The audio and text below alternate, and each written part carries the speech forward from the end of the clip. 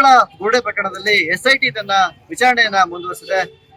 ಆದ್ರೆ ಯೂಟ್ಯೂಬರ್ಗಳ ನಡುವೆ ಆರೋಪಗಳು ಕೂಡ ಜೋರಾಗಿ ಕೇಳಿ ಬಂದಿದೆ. ಈಗ ಚನ್ನರಾಯಪಟ್ಟಣದ ಅಭಿಷೇಕ್ ಎಂಬಂತ ಯೂಟ್ಯೂಬರ್ ಮೇಲೆ ಮಂಡ್ಯದ ಸುಮಂತ್ ಎಂಬಂತ ಗಂಭೀರ ಆರೋಪವನ್ನು ಏನ್ ಮಾಡಿದೆ. ಇದಕ್ಕೆ ಸ್ಪಷ್ಟನೆಯನ್ನ ನೀಡಲಿಕ್ಕೆ ಮತ್ತು ಈ ವಿರುದ್ಧವಾಗಿ ಠಾಣೆಯಲ್ಲಿ ದೂರನ್ನು ದಾಖಲಿಸಲಿಕ್ಕೋಸ್ಕರವಾಗಿ ಇವತ್ತು ಅಭಿಷೇಕ್ ಅವರು ಚನ್ನರಾಯಪಟ್ಟಣ ಠಾಣೆಗೆ ಬಂದಿದ್ರು. ಈಗ ಅಭಿಷೇಕ್ ನಮ್ಮ ಜೊತೆ ಇದ್ದಾರೆ.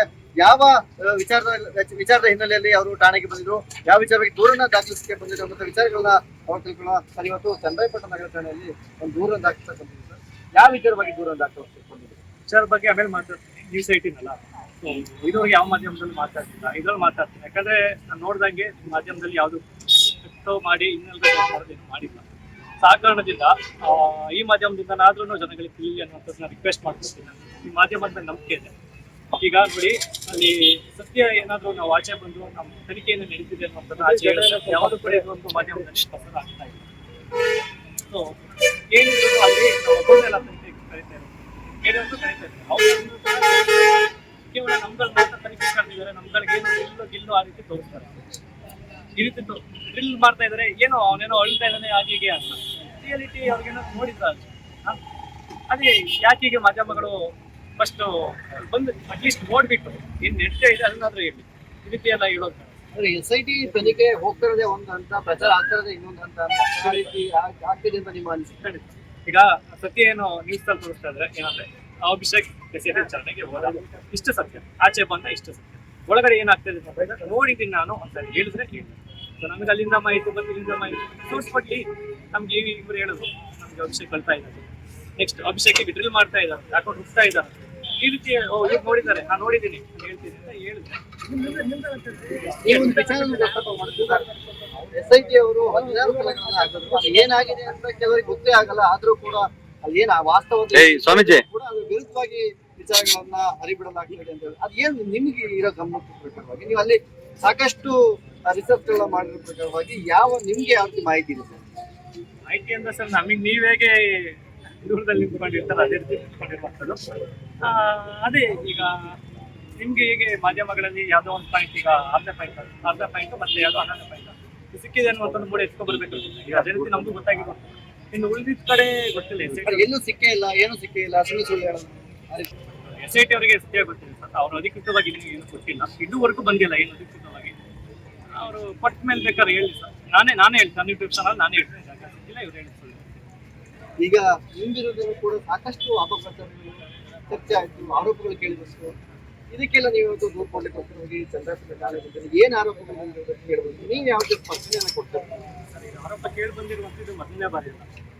ತುಂಬಾ ಸ್ಯಾಟಲೈಟ್ ಮಾಧ್ಯಮಗಳಲ್ಲೇ ಸ್ಯಾಟಲೈಟ್ ಮುಖ್ಯಸ್ಥರೇ ಕೂತ್ಕೊಂಡು ನನ್ನ ಮೇಲೆ ಆರೋಪಗಳು ಮಾಡಿದ್ದಾರೆ. ನಾನು ರೇಪಿಸ್ಟ್ ಅಂದಿದ್ದಾರೆ, ನಾನು ಆ ಟೈಮ್ನಲ್ಲಿ ಹುಟ್ಟೇ ಇರಲಿಲ್ಲ, ಹಾಗೆ ಹೀಗೆ ಕಥೆಗಳು ಕಟ್ಟಿದ್ದಾರೆ, ಎಲ್ಲ ತಡ್ಕೊಂಡಿದ್ದೆ. ಈಗ ಸುಮಂತ್ ಅಂತ ಒಂದು ಹುಡುಗ, ಚಿಕ್ಕ ಹುಡುಗ, ನನಗಿಂತ ಚಿಕ್ಕವನು ಅನ್ಸುತ್ತೆ, 2 ವರ್ಷ ಅಣ್ಣ ಅಂತ ಕರೀತಿದ್ದ ಸ್ಟಾರ್ಟಿಂಗ್ ಪರಿಚಯ.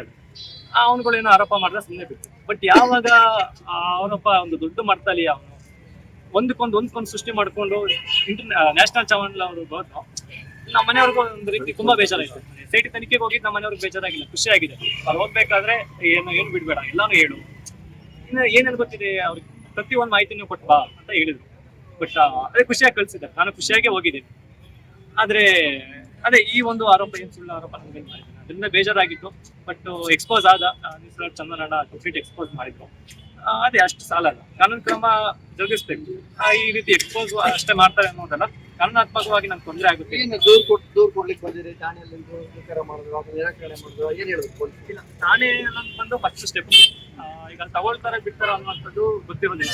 ಈಗ ನಾನೇನ್ ಮಾಡಿದೆ, ನನ್ನ ಮೇಲೆ ಏನು ಆರೋಪಗಳಾಗಿದೆ ಅದನ್ನ ತಗೊಂಡು ಬಂದು ಕೊಟ್ಟಿದ್ದೆ. ಈಗ ಅವರು KSI ಸರ್ ಹೇಳಿದ್ರು ಇದು ನಮ್ಮ ಪೊಲೀಸ್ ಸೆಕ್ಷನ್ಸ್ ಅನ್ನ ಬರೋದಿಲ್ಲ ಅಂತ. ಹಾಗಾಗಿ ಇದು ಡಿಫಾಮೇಷನ್ ಮತ್ತೆ ಕೇಸ್ PCR ಮುಖ ಮಾಡ್ಕೊಂಡು ಕೋರ್ಟಿಗೆ ಪ್ರೈವೇಟ್ ಕಂಪ್ಲೇಂಟ್ ರಿಜಿಸ್ಟರ್ ಮಾಡ್ಕೊಂಡು ಅದೇ ನೆಕ್ಸ್ಟ್ ಕೋರ್ಟ್ ಹೋಗಿ. ಈಗ ಚಂದನ್ ಗೌಡ ಜೊತೆ ನೀವು ಇದ್ರಿ, ಆರೋಪ ಎಲೆಕ್ಷನ್ ಯಾವಾಗ ಅವರು ಎಲೆಕ್ಷನ್ಗೆ ಅಂತ ಕ್ಯಾನ್ವಾಸ್ ಮಾಡೋದಕ್ಕೆ ಶುರು ಮಾಡಿದ್ರು, ಅದಕ್ಕೆ MLA ಎಲೆಕ್ಷನ್ ಆಯ್ತು. ಅದಕ್ಕಿಂತ 6 ತಿಂಗಳಿಂದ ನಾನು ಅವ್ರಿಗೆ ಇನ್ಸ್ಟಾಗ್ರಾಮ್ ಮುಖಾಂತರ ಕಾಂಟ್ಯಾಕ್ಟ್ ಮಾಡಿ ಎಡಿಟಿಂಗ್ ಮಾಡ್ಕೊಡ್ತೀನಿ ಅಂತ ರಿಕ್ವೆಸ್ಟ್ ಮಾಡ್ಕೊಂಡು ನೆಕ್ಸ್ಟ್ ಅವ್ರ ಹತ್ರ ಒಂದು 6 ತಿಂಗಳಿದ್ದೆ. ಹಾಗಾಗಿ ಇದರಿಂದ ನನಗೆ ವ್ಯಕ್ತಿಗೆ ಆಗುತ್ತೆ. ಸೊ ಅದಾದ ನಂತರ ಅಲ್ಲಿ ಧರ್ಮಸ್ಥಳ ಪ್ರಕರಣ, ಅವ್ರು ಏನು ಧರ್ಮಸ್ಥಳದ ಬಗ್ಗೆ ಏನು ನಮ್ಮಷ್ಟು ನಾವೇ ಅಟ್ಲೀಸ್ಟ್ ನಮ್ಮ ವಿರೋಧಿಗಳಲ್ಲಿ ವಿಕ್ಟಿಮ್ಸ್ ಗಳಾದ್ರೂ ಮಾತಾಡ್ತಾರೆ ಅವ್ರ ಹೆಸರು ಚಾನಲ್ ಅಲ್ಲಿ ಪ್ರಕರಣ ಈಗ ನಡೀತಾ ಇದೆ. ನಿಮ್ಮ ಮಾಧ್ಯಮಗಳಲ್ಲಿ ಏನ್ ಬರ್ತಾರೆ ಅದು ಅರ್ಧದಷ್ಟು ಅವ್ರು ಹೇಳಿದ್ರು. ಈಗ ಕೊನೆಯದಾಗಿ ಸರ್, ಈಗ ನೀವು ಈ ಆರೋಪ ಏನು ಕೇಳಿ ಬರ್ತದೆ, ಯೂಟ್ಯೂಬರ್ಗಳು ಮಹೇಶ್ ಶೆಟ್ಟಿ ತಿನ್ಗೋಡಿ ಅವರ ಪರವಾಗಿದ್ದಾರೆ, ಅವ್ರ ಟೀಮ್ಗಳೆಲ್ಲ ಸೇರ್ಕೊಂಡಿದ್ದು ಷಡ್ಯಂತ್ರ ಮಾಡ್ತಾರೆ ಅಂತ ಕೆಲ ಆರೋಪಗಳು ಸಾಕಷ್ಟು ಕೇಳಿ ಬರ್ತದೆ, ಗಂಭೀರವಾದ ಆರೋಪಗಳು. ಇದಕ್ಕೆ ಕೊನೆಯದಾಗಿ ಏನು? ನನಗೀಗ ರಿಕ್ವೆಸ್ಟ್ ಮಾಡ್ಕೊಳ್ತೀನಿ ಜನಗಳಿಗೆ, ಮತ್ತೆ ಇಲ್ಲಿ ಯಾರು ನೋಡ್ತಾರೆ ಎಲ್ರಿಗೂ ರಿಕ್ವೆಸ್ಟ್ ಮಾಡ್ಕೊಳ್ತೇನೆ, ನನ್ನ ಮೇಲೆ ತನಿಖೆ ಆಗ್ಲಿ, ಏನು ಇಡೀ ತನಿಖೆ ಆಗಿ ನನ್ನ ಹತ್ರ ಏನೋ ರೀತಿ ₹1 ಆ ಕಡೆ ಆಗಿದೆ, ಅವರಿಂದ ಬಂದಿದೆ, ₹1 ಬಂದಿದೆ ಅನ್ನೋಂಥದ್ದು ಪ್ರೂವ್ ಆಗ್ಬಿಟ್ರೆ ನಿಜವಾಗ್ಲೂ ನಾನೇ ಜೈಲಿಗೆ ಹೋಗೋದಿಕ್ಕೆ ನಾನು.